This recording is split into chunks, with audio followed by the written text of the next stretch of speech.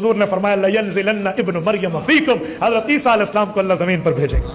उस वक्त जब दज्जाल निकल चुका होगा और उसका बड़ा फितना होगा, दज्जाल अकबर इस उम्मत का फितना अकबर है, बहुत बड़ा फितना है। तभी फरमाया जुमा के दिन सूरत काफ पढ़ा करो, आप पढ़ोगे आप फितना दज्जाल तक महफूज हो जाओगे। जुमा के दिन में सूरत काफ जरूर पढ़नी चाहिए, खुसूसन जो फितनों के खिलाफ काम करने वाले हजरात हैं इन्हें तो जरूर पढ़नी चाहिए। मेरे दोस्तों, हजरत इमाम महदी हजरत ईसा अलैहिस्सलाम को फरमाएंगे नमाज पढ़ाइए। हजरत ईसा फरमाएंगे नमाज आप ही ने पढ़ानी है, क्योंकि तुम रसूलुल्लाह के उम्मती हो, मैं नबी अपने दौर का हूँ, मैं बनी इसराइल का हूँ, अब तो हुजूर का ताबेदार बन के आया हूँ। पहली नमाज इमाम महदी पढ़ाएंगे, फिर कभी हजरत ईसा भी पढ़ा लेंगे तो कोई नहीं मसला। इन दोनों का साथ 2 साल का इकट्ठा होगा।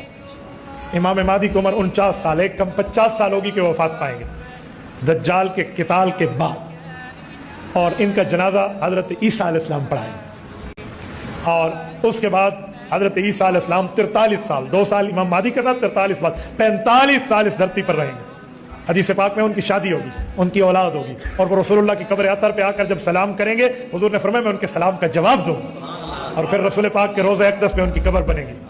अकीदा हयात अंबिया, अकीदा हयात नबी, खिलाफत राशिदा। हजरत इमाम महदी का ये ज़हूर है, ये पहचान है, ये तारुफ है। यूं नहीं है कि कोई राह जाता कहते मैं महदी हूं तो अगले मान जाए भी तो महदी है। भाई शरीयत ने जो बात की है उसके दलाइल भी दिए, उसके मामलात भी है।